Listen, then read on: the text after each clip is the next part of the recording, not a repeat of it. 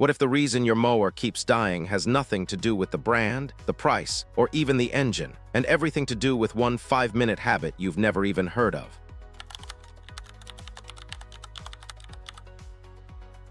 Stick around, because by the end of this video, you'll know exactly what that habit is, and you'll never look at your mower the same way again. Before we go any further, if you actually care about your equipment lasting longer instead of ending up at the curb every few years, do 3 things right now. Hit that like button so this video reaches more people who need to hear it. Subscribe if you want more videos like this one, the kind that save you real money.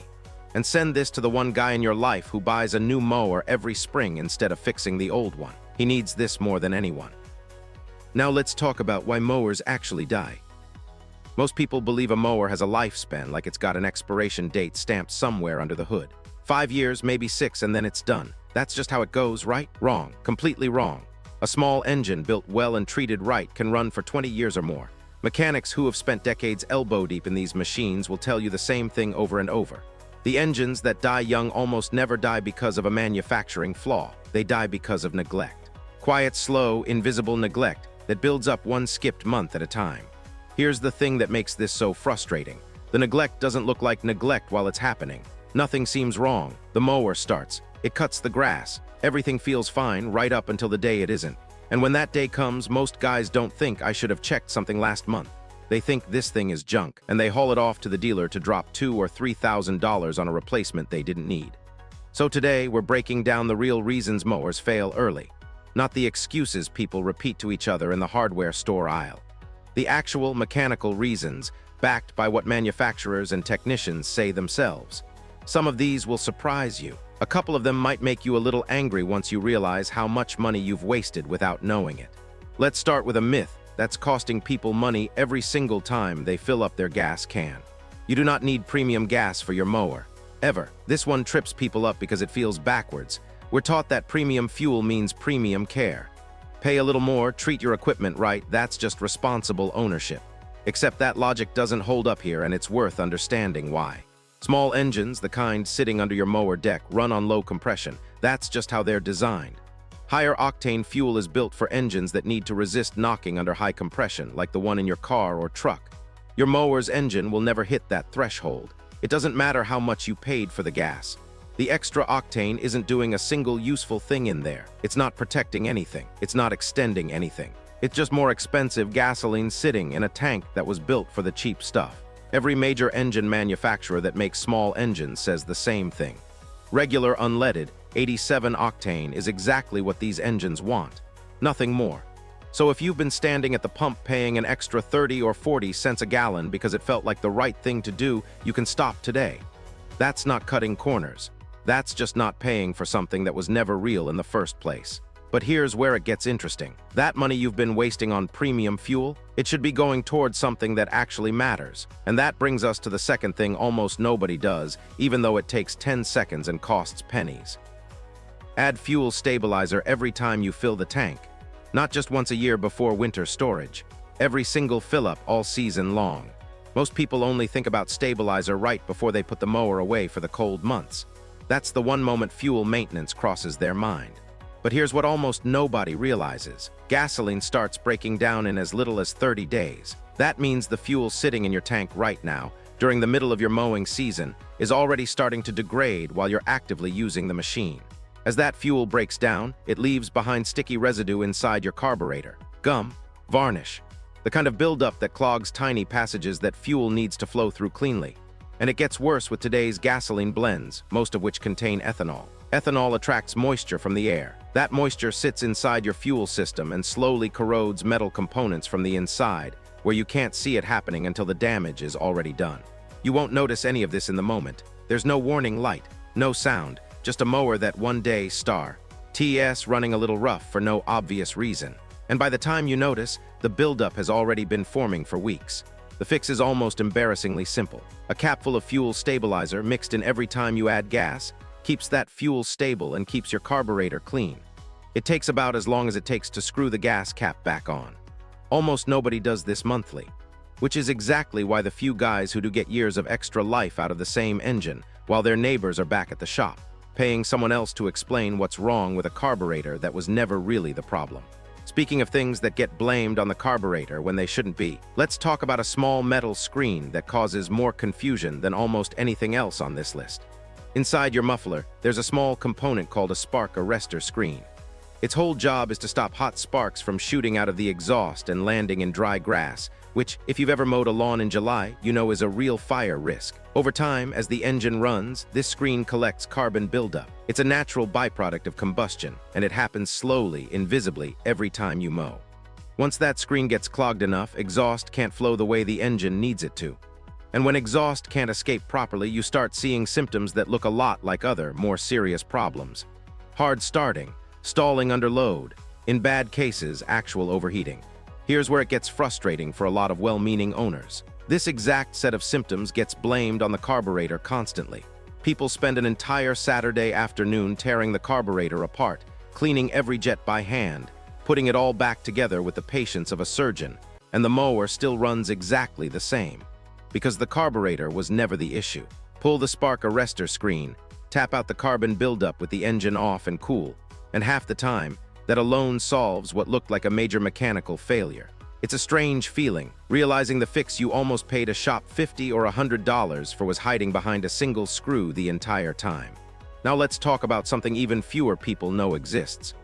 Your gas cap has a vent built into it, and so does the fuel tank itself in most mower designs. This tiny vent allows air to enter the tank as fuel gets used up. Without it, a vacuum starts forming inside the tank as the engine burns through gas.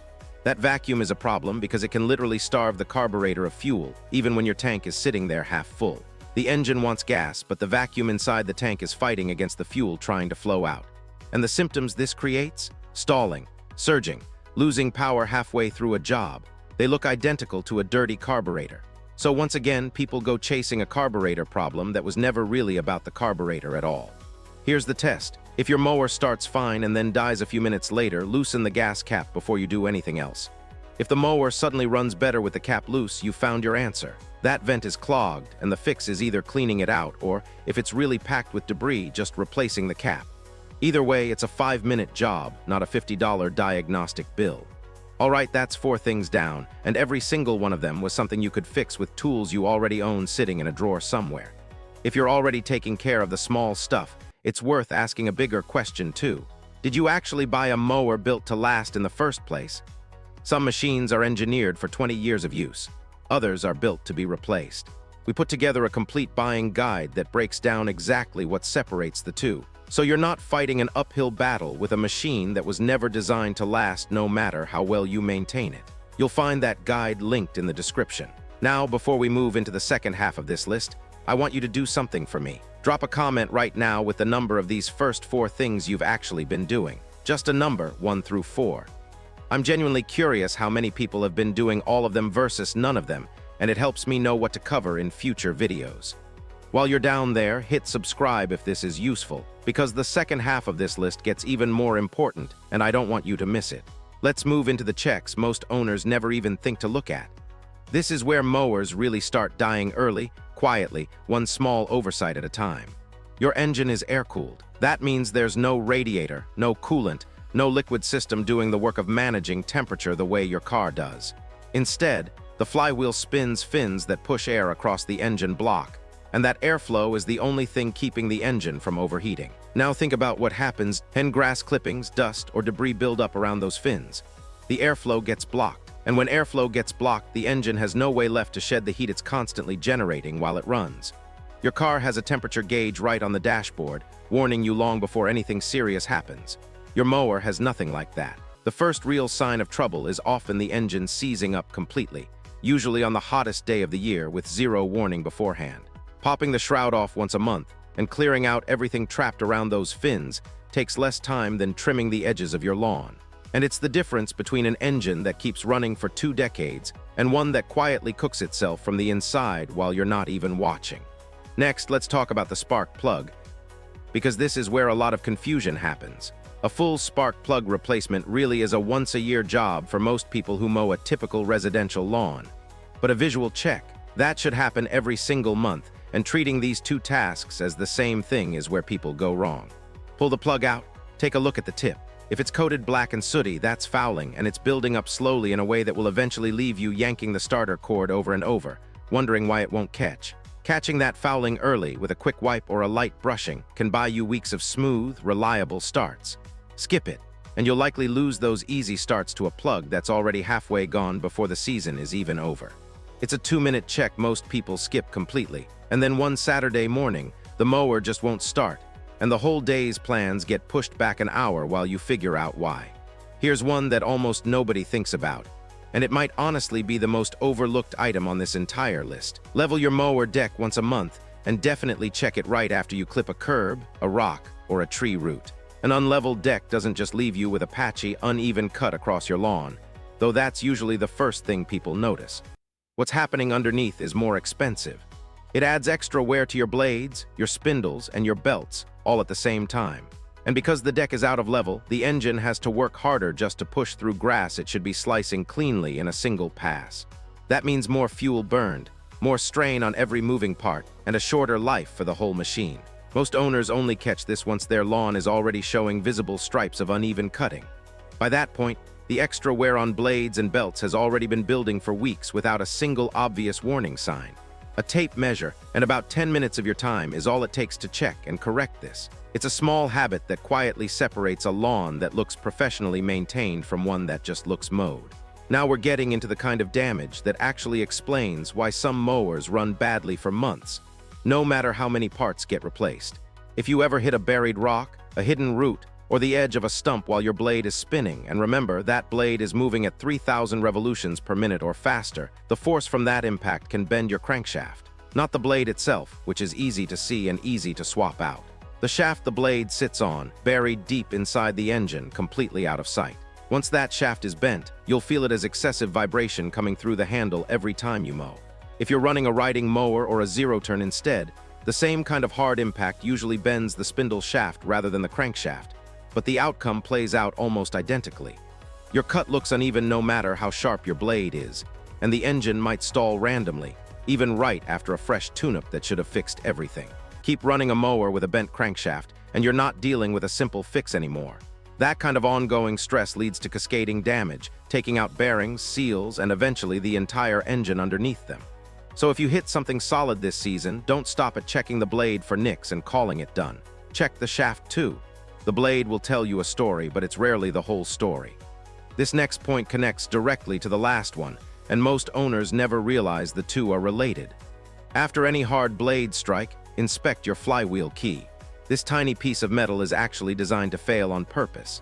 It's meant to shear off during a hard impact, absorbing the shock so your crankshaft and flywheel don't take that force directly. It's a sacrificial part, cheap, simple, and doing exactly the job it was built for. But here's the part nobody warns you about. When that key shears, even just partially, it throws your ignition timing off just enough that the mower keeps running, but running poorly. Rough, idle, weak power. Owners chase this as a stubborn ignition problem for weeks, sometimes months, replacing spark plugs and ignition coils before anyone ever thinks to check a small metal part hidden inside the flywheel housing. In some documented cases, a single strike against a root has sheared the flywheel key and bent the crankshaft at the exact same time. Same impact, two separate failures happening together.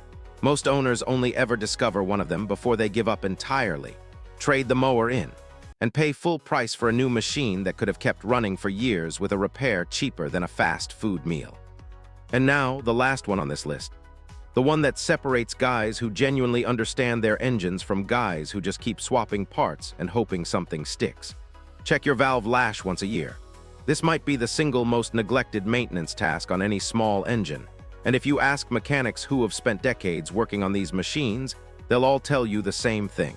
As that clearance slowly drifts out of spec, it doesn't come with a warning light or a strange noise announcing itself. It just quietly puts extra load on other parts of the engine, leading to hard starting, rough idle, and a general lack of power that looks exactly like a dozen other more obvious problems. This is the real reason behind so many mowers that people give up on and haul away as completely dead. They've already replaced the plug, replaced the filter, rebuilt the carburetor, sometimes twice, with zero improvement to show for any of it. A basic valve lash check and adjustment is something almost no residential owner ever thinks to attempt, but it brings mowers back to life that everyone else had already written off for the scrap pile. So here's what all of this really comes down to. 10 checks. None of them take long. None of them cost real money. But add them up over 1 season, then 5 seasons, then 10, and the difference stops being small. It becomes the entire difference between a mower you're forced to replace every 4 or 5 years and one that's still starting on the very first pull, long after your neighbors have gone through 2 or 3 replacements of their own.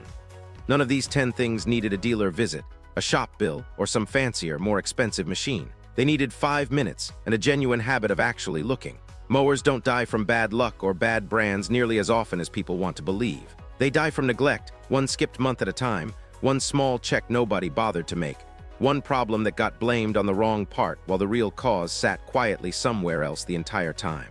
Now you know exactly where to look, and that puts you ahead of almost everyone else standing in the power equipment aisle this weekend, reaching for a credit card instead of a screwdriver.